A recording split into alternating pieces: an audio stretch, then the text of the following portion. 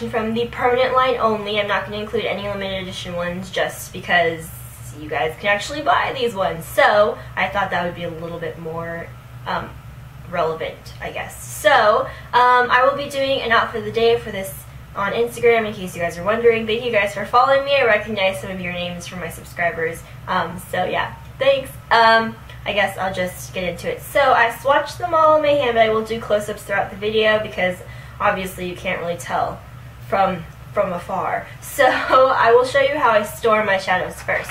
So I have this bigger, I think this holds 28 shadows usually, and then I also have the 15 pan. This is the actual MAC palette, and I believe this was from Stars Makeup Haven, or I think I bought it from All Cosmetics Wholesale, which has Stars Makeup Haven. Anyway, so this one holds 15 shadows, and this one, as I said, I think held 28, but I kind of chopped it up so that I could fit some other stuff in there. So this is more of my storage palette. I don't take this anywhere when I'm traveling or anything. It just kind of chillaxes in my collection. So yeah. Then I also have 3 individual shadows in case you haven't seen what these look like and you've been living under a rock. This is what the individual MAC shadows look like. So I will just get started. So some of these in here I'm going to skip over because either they were limited edition or they're not even MAC shadows.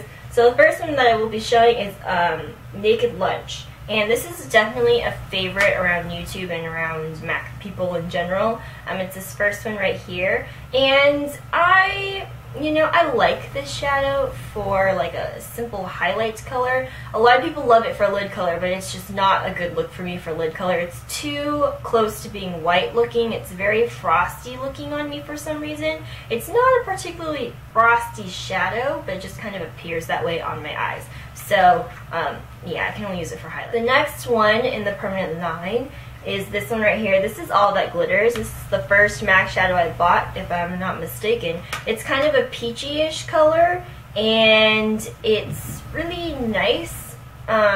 I don't think it's an essential, though. I think it has a really great formula, but I don't wear it that much anymore. I used to when I first bought it because it was the only MAC shadow I had. So okay, the next one is Patina. I absolutely love this one. I got this one during the summer when I went to Vegas, and I love it. It's so pretty, especially if you use it over a gold-toned base, I guess. I use it over the MAC Paint Pot and Rubenesque or the Color Tattoo Maybelline Shadow in Bold Gold. It's just a really interesting light brown, medium brown I guess, and it's got some goldish green undertones, so it's really cool when you put it over gold because it brings those out, and that's that one right there. Sorry, my nose is like, oh, I just sneezed, so I'm like, come on nosy. The next one is Shale. It looks like this. I always feel like I sound like I'm saying shell with an accent. It's like, Shale. Okay, it's not as funny as I think it is. Alright, it's this one right here, and I wanted this one forever. Finally bought it, and I honestly don't use it that much, but I still think it's a really cool color to have in your collection because it's kind of like a grayish purple that I feel like would be really a universal lid color on everybody, but I don't know, it's just a really unique color. I've always just kind of wanted it just to have it. The next one is Satin Taupe, and obviously this one's had a lot of love. It's the only one that I've really hit pan on in this palette, yep. And it looks like this. This one didn't swatch very well, but I promise you Satin Taupe is one of the prettiest lid or crease colors ever. I absolutely love it. The next one is Humid, which is this smoky green right here, and it's another color that I don't really use that often, but when I feel like doing green on my eyes, this is definitely one that is very, very green. So it's right here, and it's very pigmented and very easy to use. It is very bold though, so I would be careful. If you want to wear green, that's the way to go. The next one from the permanent line is Tempting right here, and I did a lot of research when I was trying to pick some brown shadows from MAC, and I was trying to avoid the ones that are kind of orangey, and everyone said this one is slightly but not too crazy. But when I swatch it, it looks really pretty, which is why I bought it in the first place. It's a nice golden brown, but still when I put it on my eyes for some reason, it still has a slight orangey tinge. I don't know, I feel like a lot of MAC shadows kind of show up that way on me, but yeah, so that's tempting. It's a really pretty color, it's nicely pigmented, but still I would be a little bit wary of that. The next one is probably my #1 recommendation from MAC when it comes to easy to wear crease colors. This is MAC's Mulch, another one that I got in Vegas, and I love this color. It's so crazy pigmented and soft and easy to use, and it's just the perfect crease color for me. That's Mulch right there. It's just a really awesome brown. The next one, unfortunately, I'd have to say is a miss for me. It's actually Twinks, and I know Twinks gets a lot of love here on YouTube, but for some reason it just doesn't work out for me. And it looks like the kind of color that really would, which is why I was so bummed out that it didn't. It's just kind of like a brown with a very strong purple undertone. And as you can see in the swatch, it's just not very pigmented. It does not have a good color payoff. It's not that easy to use. And I don't know what it is. Maybe I got one that was like really like tightly pressed, I guess. But I don't know. It's just I don't get a whole lot of pigmentation out of it. So that's why I kind of avoid using it. But the last one in this palette is Sketch, and this is another one of my absolute favorites. Definitely one that I think everybody should have. It is just a smoky, dark, maroonish burgundy, I guess. And it's this one right here. It's a great alternative if you don't like using black shadow, but you want to have a very smoky eye. This is definitely a warmer version, like a warmer alternative to black, and a little bit more wearable. But it is definitely still bold and will add that smokiness to your eyes. So I really love that one. Moving on to like my storage palette here, if I could open it. Alright, so the next one we have here is Star Violet down here. I think I bought this the same time that I bought All That Glitters. This is like my first MAC trip ever. And I could be making that up entirely, but I'm pretty sure. I never use this color. It's a really cool color, I'm not going to lie. It's like a really, I don't know, it's like a reddish color. Reddish. It's pretty much a red eyeshadow. Yeah. And you know, red doesn't look so good on me. So I'm not sure. The lady, I asked her, I was like, what looks good with All the Glitters? And she was like, oh, like Star Violet. And I was like, okay. Like, I was so naive. I was just like, give me everything. Whatever you say, I'll buy it type thing. And I don't know why I bought Star Violet. It's a really pretty color, but on me, it's just, she gave me a really bad recommendation. So, if you're watching this. The next one is Nocturnelle, and it's this really bright, vibrant purple. And it looks like this right here.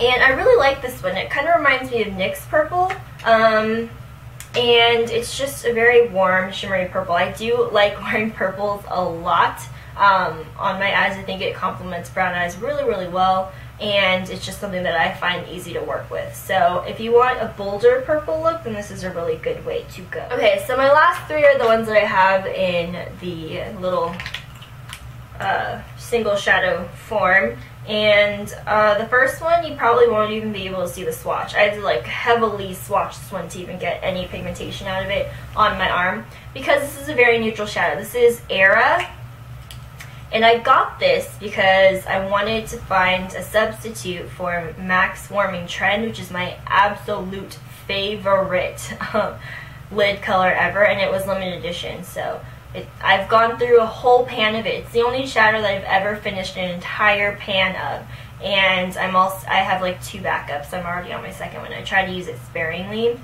So I wanted to get this one. Long explanation. And it's not the same. It does have kind of the same color, but it is extremely subtle. Even the sheen isn't like very noticeable. It's just very, very subtle. So if you are someone who wants a very easy everyday look, kind of a no makeup type look, then this would be a really good color. But if you're definitely someone who likes bold pigmentation or shimmer or anything, I wouldn't go in that direction. The next one is Copperplate. I actually use this for my brows, and it looks kind of questionable because it does look like a purpley gray color, but I promise you it looks really good as a brow color. I got the recommendation from Xteener because she talks about using it for her brows all the time, so I was like, looks kind of strange, but I tried it and I was like, oh, She knows what she's talking about. So it looks like this. I love this color.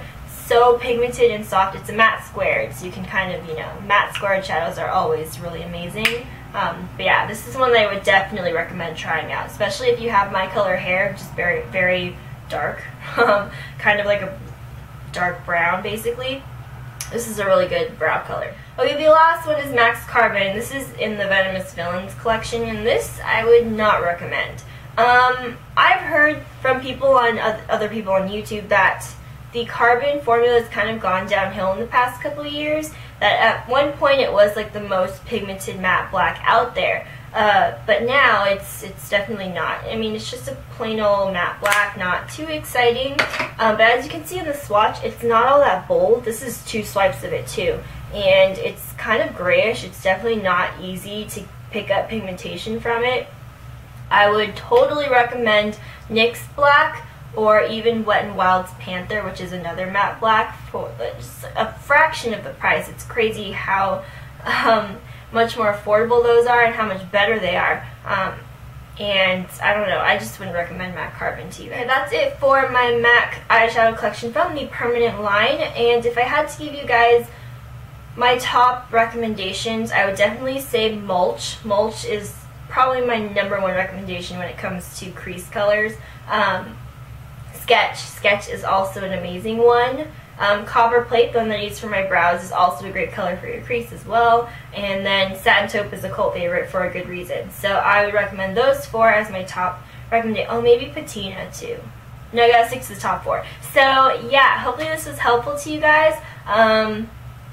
If you guys want to see any other specific part of my makeup collection, I will be happy to do so, like maybe MAC palettes, or not MAC palettes, MAC pigments, or blush collection. I don't know, whatever you guys, I don't know, I don't really come up with these things on the spot very well. So anyway, my next video will be my knots vlog. I'm still trying to figure out how to make it edit smoother, but yeah, that will be in my next one. So thank you guys so much for watching. That was weird. I will see you guys later. Follow me on Instagram for this outfit. Yay! Okay, bye. I must ask you a question.